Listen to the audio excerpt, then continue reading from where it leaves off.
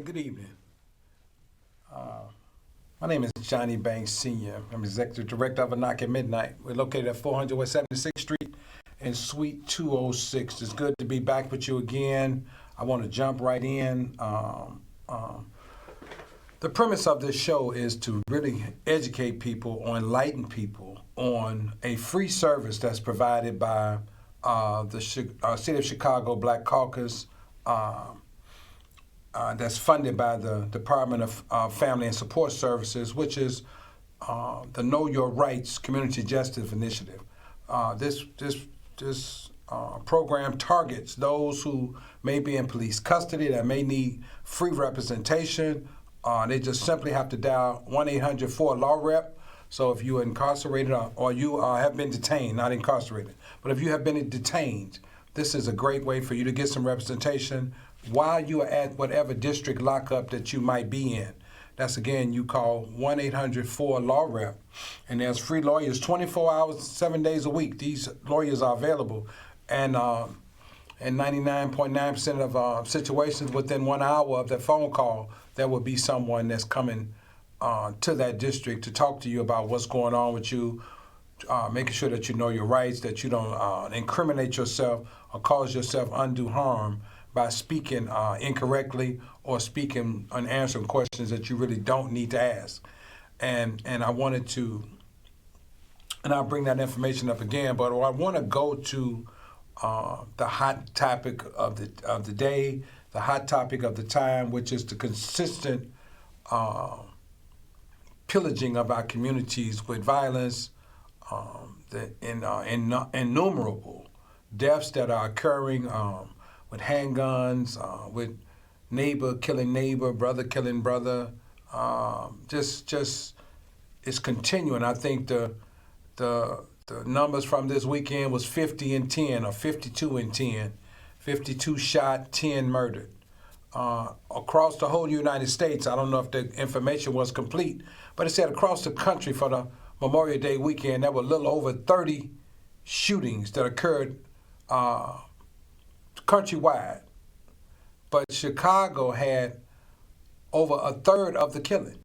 Right here in Chicago, Philadelphia had about 13 of those murders, so their even percentage was even higher than ours, even though they are smaller per capita. But it just goes on without saying that the African American community is killing itself off, and our young men and our young women are dying at an inordinate number, something that we have to take a look at. And I'm wondering, we're constantly asking, what are people doing? And where are the resources going? And how are they being disseminated or distributed based on community norms or community realities around violence and some of the stuff that's really having a great impact? It is amazing that as we speak, Chicago has had 230 homicides that's due to gun violence. 230 so far this year. So that means that there are almost averaging 50 homicides a month. And 90% to 95% of those homicides are gun-related or gunshot-related or with firearm-related. That is a very staggering number. But if we look behind the numbers, and this is where I would like to impose the unequal distribution of resources to deal with something that we should be able to deal with. On the south side of Chicago, out of the 230 murders, 160 are south side community related. And the biggest of these murders are happening in Inglewood, West Inglewood, and Chatham. No, I'm sorry, in Auburn Gresham, I'm sorry. Inglewood, West Inglewood, and Auburn Gresham. They account for 35 of the murders alone. And those communities kind of buttress each other. You go from Auburn Gresham to Inglewood to West Inglewood. So right in one area, we find that we got a large percentage, over about 15% of the murders. And the homicides that are taking place in three communities that buttress each other. And community-wide from the south side of Chicago, we're talking about a great number sometimes solved, sometimes unproved shootings and homicides. And the question is, if we can understand the nucleus of a situation, why we can't concentrate on the nucleus, impacting the place where the violence is emanating from, and then do something about it. And this is a problem that as a community, as a people, as a city, and as a state, and as a nation, we got to ask ourselves, why is it happening in black and brown communities in such an alarming degree? When we're not the only communities, we're not the only residents that have firearms, we're not the only ones that have conceal and carry, we're not the only ones who are faced with this dilemma, but it impacts the black and brown community the most. And it's something that we just have to take a look at. We have to ask ourselves, what are we doing, and why are we proceeding to do it the way we are doing it? And is it allowed, or or can it be disallowed? Questions that we have to ask, questions that we have to answer. Is it a home problem? Is it a community problem? Is it a political problem? Is it a parenting problem? Is it a spiritual problem? Is it a school problem? Is it an ignorance problem, or is it an education problem? What is the problem? Because until we agree on the problem, we're not going to get any solutions. Are the gun makers the problem, or are the gun users the problem? So when you start talking about in a communities as small as the ones we live in, that we're averaging 50 murders a month. But by the same token, in 2021, I think we had 3,400 people shot. And so when you take that number, we're talking about almost 300 people a month in the city of Chicago was shot in 2021. And we had over 700, almost I think 780 murders for the year. So we know that as the uptick of summer comes, the numbers are going to increase. The numbers are going to increase where we'll be averaging, I believe, somewhere around 70, 80, maybe 90 murders a month. And at the rate we're going, we'll match last year's total, and we may surpass it. And it's time that we start asking questions. But I woke up this morning to something that I thought was pretty interesting. I don't know if it'll work here in America, but Canada had agreed to cap the number of guns in their country, which means they're not going to make any more, and they're not going to allow any more in. Now, that is a gargantuan task for the government to undertake, but by the same token, if the government is committed to that, to making sure that legislation passed and that this capping takes place, then we already know that Canada would be a place where 2 years ago in Canada, there was a mass shooting with 21 deaths. And they've been trying to get this done for 2 years, but it was expedited with the things that was happening in the neighboring country called the United States. So people are looking at our country, are looking at America, the land of the free and the home of the shot, the land of the free and the home of the unfree, to where we are really struggling trying to see an answer or a response to what needs to be done when it's sitting right in our faces. We have to make some changes, whether we have to vote people in that are staunchly against the manufacturing and the distribution legally and illegally of weapons in this country. Maybe that's a road that we have not traveled that we may need to take a look at. Because how many years, I'm a constituent, I'm a citizen, I live in Chicago, and they've been talking about workforce development programs, they've been talking about housing programs, they've been talking about all these programs for the last 50 years. And 50 years later, we still talking about affordable housing. 50 years later, we're still talking about poverty-based programs to serve the health, interests, rights, and needs of a people who don't feel safe, to serve the health, needs, and rights of a people who are struggling with abject poverty, to serve the health, interests, rights, and needs of a people of a citizenry that is not safe in their own communities. And we keep voting for people who don't serve the interests of the people. And we have to stop going for the jargon. Maybe there's some new people who are running for office. Maybe there's some changes of heart that have taken place with some of the other candidates. And we need to take a look at what are we going to do as citizens in the communities that are being impacted. Who are you going to elect to represent you? There are seven community areas in Chicago that all have representation locally and statewide and nationally. But we can't get any local, statewide, or national supports around trying to make our communities safe. So it must be that these people cannot or will not or don't have the capacity to work in our interests, to work for our own mental and moral health, to secure our rights and work with our needs. And it's amazing that we have a simple program that's being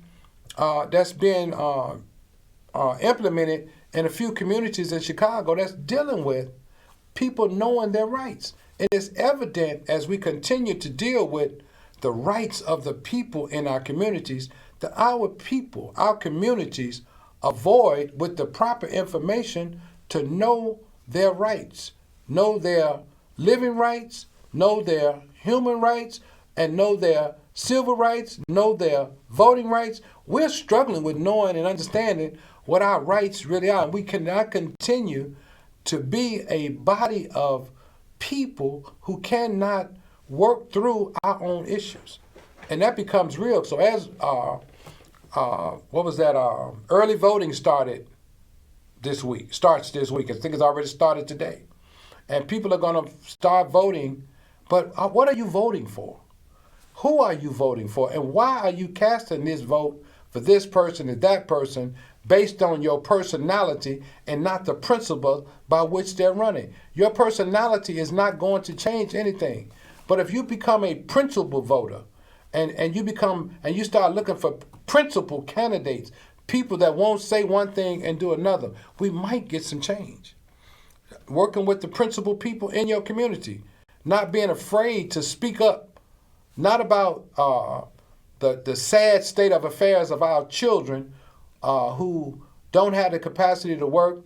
Work is not available to them because some of them have backgrounds, some of them have been incarcerated, and still all the doors of employment are closed. We need to start dealing with people should have a second chance to work and feed themselves so they don't have to take shots with their freedom and start working and dealing with things just because they need to take care of their families and they don't have these opportunities because they made a bad decision or two. We need to look at who's going to change the laws so that once you've done your time, that your time is served and you can get back to the business of being a part of a community, be able to thrive in that community and not be shackled the rest of your life with a background when you simply served your time. And it's amazing that if you black and brown, you never stop serving your time. You never end. Your time doesn't end. You're constantly bombarded and constantly impacted with a decision that you have paid your debt to society for. What kind of country that we live in that we can't let people off the hook apply the principles of forgiveness so that they can have a life and have a life that's worth living? They can try to encumber a living wage so that they can care for themselves, care for their children, care for their families, and care about the communities that they come from. Well, when people don't have options, they have to create options for themselves. And so we are sitting in the middle of optionless people who are struggling. And so it's our job as people of the light, as people who have been informed, as people who know, to really work through some of the difficulties of the day. Again, my name is Bishop Johnny Banks Sr. I'm the Executive Director of A Knock at Midnight. We're located at 400 West 76th Street in Suite 206. I would ask anybody who may need some information, some supports, some guidance, some disciplined principles to activate in your life, to come by and meet with me, meet with the staff. Let us work with you to see how we can get you back on track, get your life back on track, because all is not lost. The violence is among us, but it can't be. We can't normalize it. It's called. Sometimes the behavior is so deviant that we start to normalize the deviant behavior, and we can't do that. We have to deal with it for what it is, and don't put just a program in place that's a bunch of hollow words that are meaningless. But let's put into place action and make a decision to do something different. Because any decision you make, there's an implication that you're going to put some action with it to make change or to make difference in your life or the life of other people. And this is our struggle. This is something that I know we can overcome. As a people, we really got to keep pushing. So we talked about the South Side and the 61% of the murders, homicides that have taken place in Chicago. 60% of them are going on the South Side. If that's true, why we can't get 60% of the police force to patrol the South Side then? Why we can't get more patrolmen and more people who are supposed to serve and protect in those communities? West Inglewood, like I said earlier, Auburn Gresham, South Shore, West Pullman, New City, and Greater Grand Crossing are responsible for almost 100 of those 140 murders. Just 5 communities. 5 communities. And on the west side, you got Austin, Humboldt Park leading the way. Those communities are leading the way. You got East Garfield, West Garfield. Those communities are bringing in a plethora of those homicides. Something that we got to take a look at. Something that we really have to question the distribution of the resources that's necessary to quell some of the shooting and quell some of the violence that we are dealing with. So as citizens in a country, as leaders in a city, what are we going to do? How are we going to do it? When are we going to stop just putting hollow words to a reality? As children get ready to, school is going to be out soon. Our young people are going to have, some of them going to have something to do, and many are not. We need for programs that are workforce for the summer. We need more opportunities. That opportunities may even go up, and we may even increase the age over 24. We need to start looking at the 25-year-olds, the 26-year-olds, 27, 28-year-olds that can't find employment, and give them those opportunities where they can get training and experience through the summer, and many of those employers will keep them after they've been trained, after they understand how these companies work and how you work with inside of them. Many of those young people will be able to sustain employment, to keep those jobs, and become productive in some shape, form, or fashion. We have to give them those opportunities. We are struggling mightily, and it's amazing that in my search and just looking, and those numbers could have changed between the time I did my research and now, there's only one murder that has taken place based on what I've researched in the Chicago loop that is being called a homicide. One. But many of the protective constructs of this city are earmarked for the loop area. And it's just things that we got to take a look at, because we can't keep putting people where they're not really needed. If you go up to Belmont, Cragen, the upper north side, the north side had about maybe 12% of the actual killings, and I lumped in the loop, the south loop, the west loop, and the north side all together, because I figure it's all the same thing. And those people those communities only had 29 murders. But it seems like the wealthier communities are, the more they have they have more law enforcement in those areas. And I'm going to research that so that it won't be an assumption, but it can be a reality, and we can take a look at that. But I've been in Chicago long enough to know that basically what I'm saying, it has a whole lot of truth to it. Yeah. And so we have to really start looking at how do we understand and know our rights? How do we not just protest shootings, but we protest people that we thought would represent us properly, and they are not representing us properly? How do we speak up and not just speak out about the things that we see, that we know that are true? Because even though I was kind of surprised that the governor of Texas and his minimal explanation of what may have transpired and what may have been the causations of the mass shooting of the children in Texas, he brought up Chicago. And when you bring it up, if you're a Chicagoan, you can't really get too bent out of shape about somebody else having something to say about our city when we are leading basically the murder capital of America. The numbers are staggering, and we have to take a look at it because the citizenry has backed up and they have decided to stay in, which is going to impact the economy of our city, which is going to impact the resources. The tax base is dwindling because people will be leaving, and all that does is increase the cost of living in our city because we just won't, or we can't seem to get where we need to go to eradicate and deal with the violence. We keep calling it violence prevention.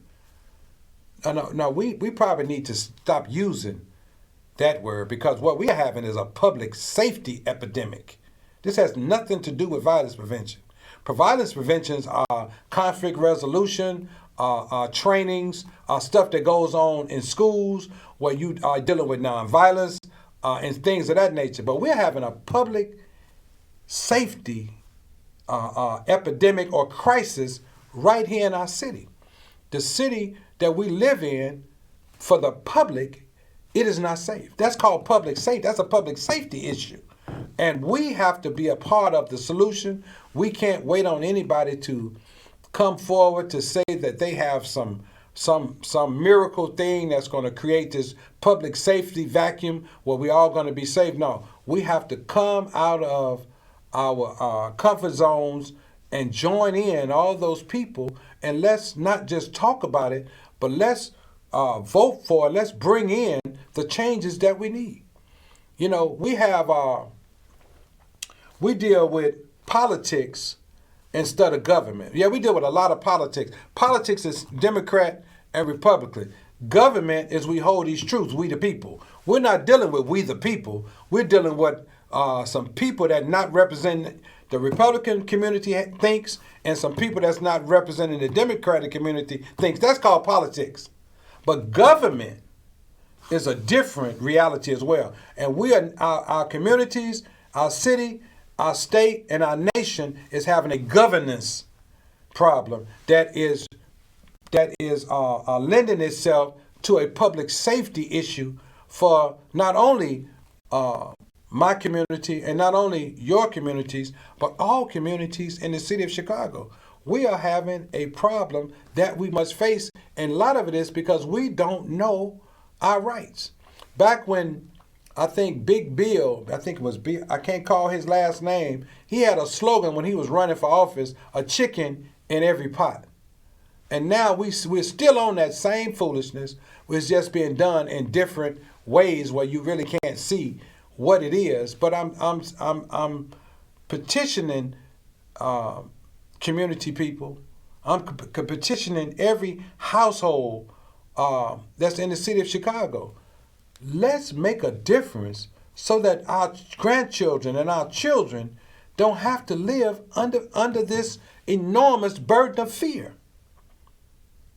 When you're under that much burden of fear, you gotta feel like you gotta do something to protect yourself. How many citizens have conceal and carry not because they need a gun, because they are afraid? How many people are carrying guns illegally, not because they need a gun, but because they are afraid, because they feel like if somebody does something to them, nothing is going to be done about that. We have to change that narrative, and we have to do it sooner rather than later. Listen, I believe in solving problems. I believe in making decisions. And if the decision is not right, make another one. And keep making decisions until you get enough decisions in order that change is coming. And change is not going to come unless everybody is willing to do something different, to make some decisions that's healthy for people to make. And right now, the healthiest decision we can make is that when we get ready to go into this next political season, what are you going to do that you haven't been doing? What you going to do different? Where your many people are not voting because they really don't believe their vote means anything, because they really don't understand their rights.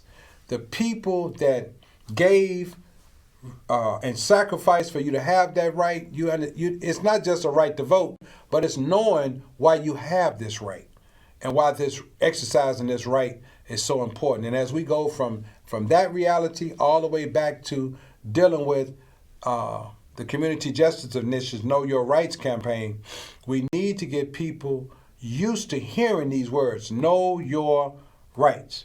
Know your rights. You don't have a right to violate people, but people don't have a right to violate you. You don't have a right to cause people harm, but people don't have a right to cause you harm. We've been caused harm systemically for so long that it looks like it's okay.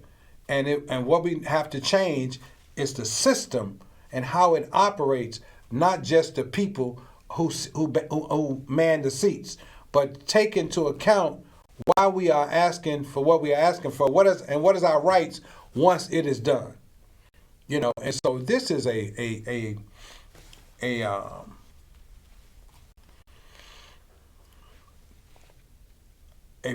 process. This is something that I'm real passionate about, is getting our young people to know their rights, know their spiritual, mental, emotional rights, knowing their community rights, knowing the rights of developing and having home, and what is you should be doing there. People need to know their rights. And right now we have a uninformed or miseducated population of people, who have traveled the road of wrong so long that it looks like it's normal to them. And we have to put some brakes on that travel and try to turn people around so that we all can join in and doing something different, because people, something different has to occur. It has to occur. And so I beseech you, and I reach out to you, I petition you, to look in your heart, look inside of your own homes, look inside of yourself, look inside of your community. I drove through Inglewood, community that I love, empty lots, boarded up buildings. Then we got a alderman who has decided to leave and stop being an alderman, but on his way out, he done bought up all the property that was available in the ward that he's leaving. That is absolutely against the law. That is absolutely not ethical. And it's things like that we keep encountering that just make it so harder for us to have belief in a system that has a survivorship bias. All the people that survived and made it out, they are biased toward the people that are still in, treating the people as they are still ignorant, misrepresenting the people, and on their way out, they take everything they can take with them. That is a thing called survivorship bias. Many of the people before us that has made it out, they are biased of the fact that we're still in. Many of us are in because our work is not done, not because we have gained riches, not because we have become famous, not because we have been elected to an office, because we agree to help those less fortunate than we are, and people are less fortunate when they don't have the opportunities to be the people God created them to be. It is really, really a sad state of affairs. I wish we would do different and do more to help the people help themselves. Again, I'm Bishop Johnny Banks, Senior Executive Director of A Knock at Midnight. We're located at 400 West 76th Street, Suite 206, serving all the communities around us: Auburn, Gresham, Grand Crossing, Chatham, Inglewood, West Inglewood, you name it. We are all over trying to make a difference with the services that we are providing to the community, providing to people who need information, who needs education, who needs to understand that there is a difference that they can make if they're given the opportunity to do so. Listen, this time goes awfully fast. I'm so appreciative of CAN TV for giving A Knock at Midnight a platform to talk about its programs, but also try to impart into the community information that will be helpful and that will pique people's interest to maybe start looking at how they can make a difference, how they can sacrifice for the change that's needed so that we have a better place to raise our children, a better place to live. Listen, I thank you so much. Good night and God bless you.